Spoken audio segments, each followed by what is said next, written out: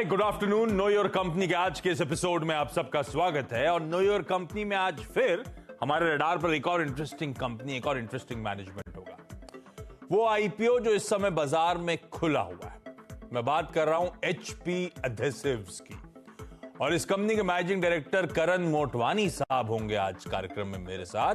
तो ये HP adhesives करती क्या है, किस तरह की ये इंडस्ट्री है, किस दर से ग्रो कर रही है, ये कंपनी उस इंडस्ट्री में कहां फिट होती है, क्या प्लान्स है, इन सब पे चर्चा करूंगा। और फिर समय रहा तो एक आउटसाइड एक्सपर्ट का व्यू भी लेकर आऊंगा, इंडिपेंडेंट एक्सपर्ट का, जो बताएंगे भाई एचपी एडेसिव्स में पैसा लगाना है या नहीं। और समय नहीं रहा, नहीं ला पाया उनको, तो उनकी रिकमेंडेशन प्लेट जरूर दिखा दूंगा। डायरेक्टर साहब उसको रेडी कर लेंगे आप लोगों के लिए।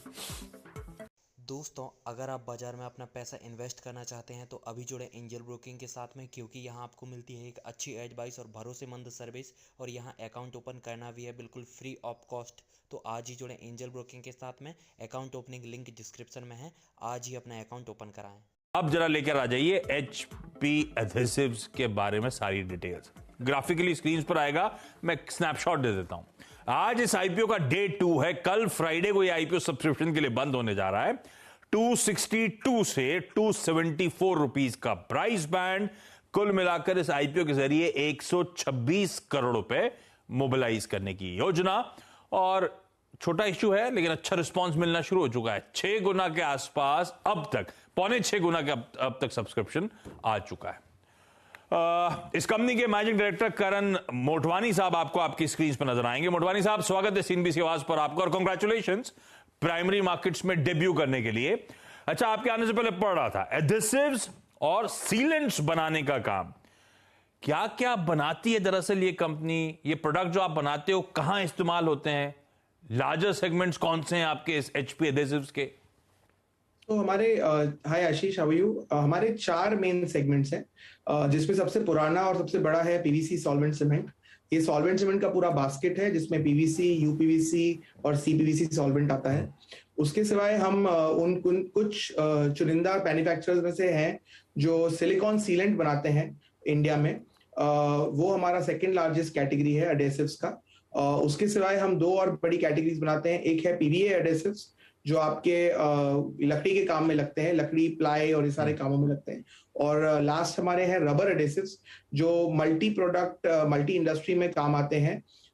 आपके जूते से लेके, कारपेट से लेके, फोम फर्निशिंग से लेके, लकड़ी काम, सभी कामों में बहुत वैरायटी है इस एडेसिव में एप्लीकेशन की तरफ से। सो वही हमारे 4 मेन प्रोडक्ट है। इसके सिवाय हम छोटा सा एक ट्रेडिंग का भी काम कर रहे हैं, जिसमें हम कुछ बॉल वॉल्स और टेप्स हम इन्हीं प्रोडक्ट्स के साथ साथ बेचते हैं, जो हम बाहर से खरीदते हैं। तो ये जो 4 मेन प्रोडक्ट्स हैं, ये सब इन हाउस मैन्युफैक्चर होते हैं क्या करण? आपके जो रायगढ़ महाराष्ट्र में प्लांट है, उसके थ्रू ही सारी मैन्युफैक्चरिंग होती है अब तक इन प्रोडक्ट्स की? 100% इनकी, ये चारों एडेसिव्स की मैन्युफैक्चरिंग 100% इन हाउस है। इसमें कोई थर्ड पार्टी मैन्युफैक्चरिंग नहीं करवाते हैं। अच्छा, ये एचपी एडेसिव्स की दरअसल शुरुआत कैसे हुई और ये नाम एचपी एडेसिव कैसे पड़ा? शुरुआत में बहुत पहले जब मेरे माता पिता ने काम शुरू किया था, तो तब हिंदुस्तान प्लास्टिक्स हुआ करता था। इंटरनेशनल मार्केट में हम लोग कुछ काम करते थे, तो उन्होंने कहा कि थोड़ा शॉर्ट क्रिस्प का नाम होना चाहिए, तो उन्होंने हिंदुस्तान प्लास्टिक्स को एचपी कर दिया। तभी एचपी इंटरनेशनल के नाम से काम होता था। और 2 साल पहले हमने इसे एचपी एडेसिव्स प्राइवेट लिमिटेड और इस साल एचपी एडेसिव्स लिमिटेड के नाम से इसका चेंज किया। हाँ, आप समझ, ठीक है, ठीक है। अच्छा, ये आपकी बात से सुन के लग रहा है लार्जली कंस्ट्रक्शन रिलेटेड इंडस्ट्रीज में इसका इस्तेमाल। तो कोई प्लम्बिंग, कोई ड्रेनेज, कोई सैनिटरी, कोई कंस्ट्रक्शन, इंटीरियर। इसके अलावा मेंशन था उस आरएचपी में फुटवेयर, ऑटोमोटिव्स वगैरह। तो लार्जली तो मैं मान के चलूं ना, construction related, construction dependent business है। कुल रेवेन्यूज का कंस्ट्रक्शन, एक्स ऑफ कंस्ट्रक्शन कितना मिक्स होगा अंदाजन? अभी तो फुटवेयर और ऑटो और ये सब का डिवीजन बहुत छोटा है। हमने इसे सिर्फ 2 साल पहले ही लॉन्च किया था।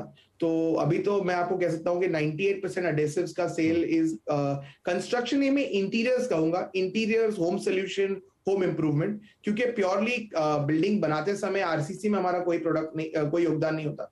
हमारा मेन योगदान होता है जब इंटीरियर काम होता है, बाथरूम का होता है, फर्नीचर का काम होता है, कांच का काम होता है, ग्लास का, तो वहां पे हमारा मेन योगदान है। So not pure play construction, more आप कहते हैं interior, home solution, home improvement, renovation, यहाँ हमारी बहुत बड़ी भूमिका रहती है। अच्छा करण, इंडस्ट्री को समझूं, सब लोग कह रहे हैं पिडिलाइट का पीयर, और पिडिलाइट तो अपने स्पेस का जायंट है।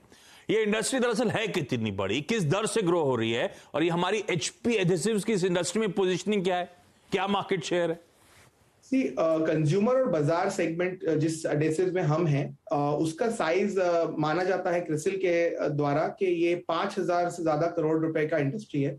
और नो डाउट पिडिलाइट इसमें जायंट है, बट हमने इसमें जो मेजर लॉन्चेस किए हैं वो पिछले 2 साल में ही किए हैं। और कोविड होते हुए भी हमें इसमें बहुत अच्छा ट्रैक्शन दिखा है, तो हमारे लिए हेडवे ऑफ ग्रोथ अच्छी है। इंडस्ट्री की ग्रोथ, अभी रिसेंटली एक सीआईआई का कॉन्फ्रेंस हुआ था जहां पे काफी इंडस्ट्री एक्सपर्ट्स बैठे थे। उन्होंने कहा कि 10 से 15% की ग्रोथ मिनिमम होनी चाहिए, और ये इंडस्ट्री काफी तेजी से अगले 10 साल तक बढ़नी चाहिए। आजकल होम इंप्रूवमेंट, कंस्ट्रक्शन, हाउसिंग सब चर्चा में भी वापस लौटता हुआ। अच्छा, ह्यूजली कॉम्पिटिटिव स्पेस है ये, आप लोग की पोजीशनिंग कैसी है करण? आप लोग क्या ब्रांडेड प्लेयर्स से कंपीट करते हैं, या वो अनऑर्गेनाइज से ऑर्गेनाइज की तरफ जो शिफ्ट की हम बात करते हैं उसको लार्जली एचपी एडहेसिव्स टैप करने की कोशिश करता है? देखिए सर, हमारा काम हमारा काम अपना प्रोडक्ट बेचना है। हम ये नहीं देखते कि हम किससे कम्पीट कर रहे हैं या किससे नहीं कम्पीट कर रहे हैं। हमारा ध्यान इस पे रहता है कि हम अपना मार्केट शेयर दिन भर दिन कैसे सुधारें और अपनी पोजीशनिंग को कैसे बढ़ाएं। हम डेफिनेटली एक ब्रांडेड प्लेयर की कैटेगरी में है, क्योंकि पीवीसी सॉल्वेंट सीमेंट में हमें क्रिसिल द्वारा जो रिसर्च किया गया था उसमें हमें 16% मार्केट शेयर दिया गया था, और सबसे बड़ा मैन्युफैक्चरर की तरह हमें उन्होंने दिखाया था। तो इसीलिए मेरा ये मानना है कि हमारा जो कंपटीशन है वो, हमारा कंपटीशन किसी से नहीं है। हमारा कंपटीशन ये है कि हम दिन भर दिन अपने प्रोडक्ट्स, अपनी ऑफरिंग्स को सुधारें और अपना मार्केट शेयर स्लोली बढ़ाते जाए। FY21 में आरएचपी कहता है 21 कंट्रीज को आप लोग एक्सपोर्ट करते थे। अभी एक कुल रेवेन्यूज का एक्सपोर्ट है कितना बड़ा कॉन्स्टिट्यूएंट, कितना कंट्रीब्यूशन एक्सपोर्ट मार्केट से आता है? 17% से थोड़ा ज्यादा।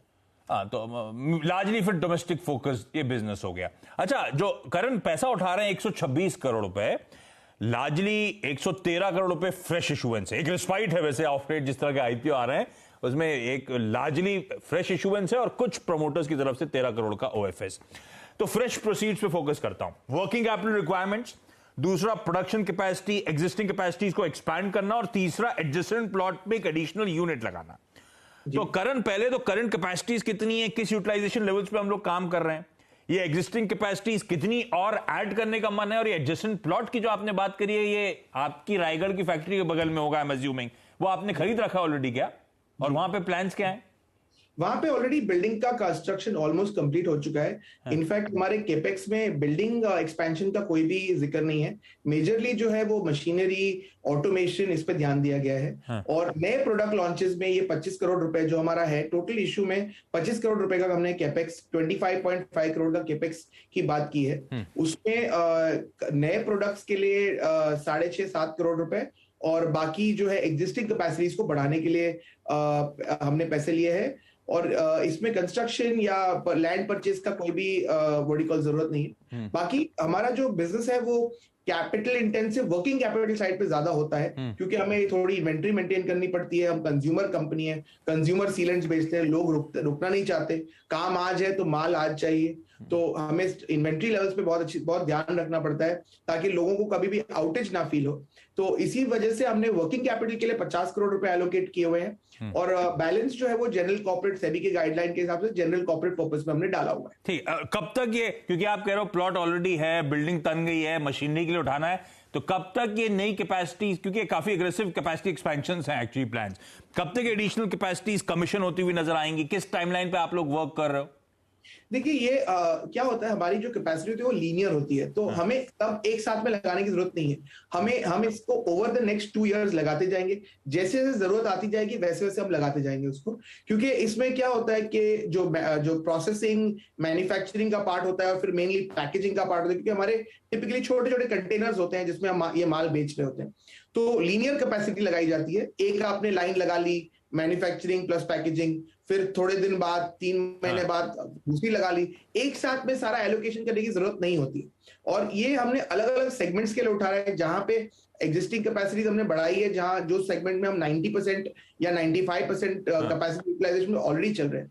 दूसरा, मैं आपको एक बात और पॉइंट आउट करना चाहूंगा यहाँ पे कि एडेसिव इंडस्ट्री कभी भी 100% पे नहीं चलती है, क्योंकि हमें पूरे महीने में एक हफ्ता स्पाइक आ जाता है, 2 हफ्ते कभी स्पाइक हो जाता है, एक सीजन आता है जहां 3 महीने में 1 महीना बहुत स्पाइक होता है।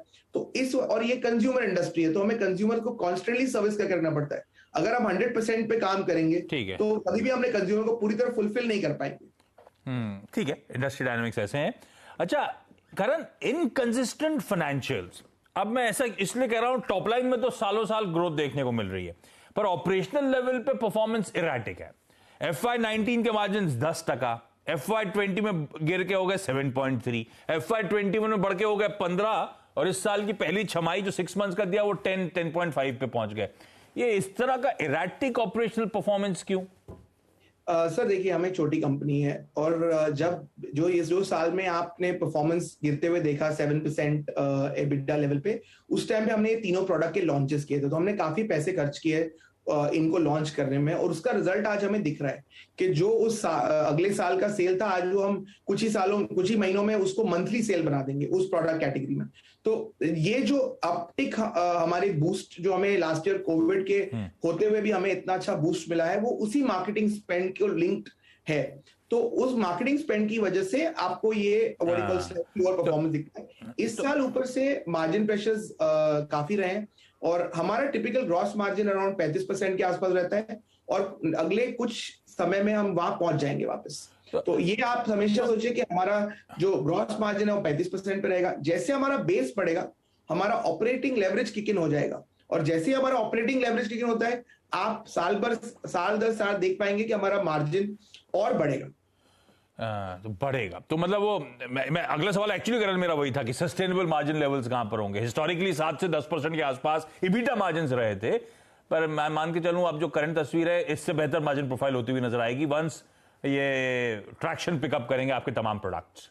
जी जी जी जी ठीक है। अच्छा, जाते जाते फिर करते समय यहाँ पे थोड़ा आपको इन्वेस्ट करना पड़ता है additional in marketing and sales, और जैसे आपने कहा कंपटीशन भी होता है, तो हमें इनिशियली जरूर लगता है कि थोड़े मार्जिन हमारे लोअर साइड पे रहते हैं, बट जैसे जैसे टाइम बढ़ता रहता है प्रोडक्ट का, जैसे उसकी लाइफ साइकिल में वो आगे बढ़ता है, हमारे मार्जिन उसमें इंप्रूव होते जाते हैं। इंटरेस्टिंग। जाते जाते कारण ये वंस ये फुल पोटेंशियल पे आप ऑपरेट करें, ये पूरा केपेक्स कमीशन हो जाए, ऑन स्ट्रीम आ जाए, डिस्ट्रीब्यूशन को एक्सपैंड करने की तैयारी हो रही थी आरजीबी में देख रहा था मैं, तो likely revenues, likely margin trajectory क्या रहने वाली आने वाले समय में? सर देखिए, मैं वर्टिकल आपको ये कहूंगा कि इंडस्ट्री को देखते हुए ग्रोथ हमारी जीडीपी से मल्टीपल होगी, शायद 2 या 3 या 4 गुना।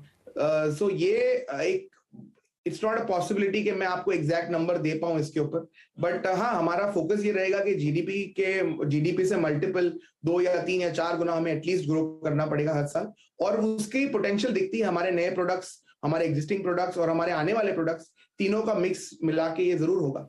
वाह, तो हम 8% जीडीपी की उम्मीद लगाए बैठे हैं। करण कह रहे हैं मुझसे 3 गुना ज्यादा करके देंगे, तो एक बढ़िया ग्रोथ की ट्रेजेक्टरी होपफुली आगे जीडीपी सुधरता हुआ नजर आया तो बढ़िया ग्रोथ की ट्रेजेक्टरी मिलेगी। करण, बेस्ट विशेष इस ऑफरिंग के लिए, और अब एक बार सक्सेसफुल लिस्टिंग होती है तो उसके बाद आपसे वापस बातचीत और फिर डिटेल में फाइनेंशियल्स पे करेंगे फोकस।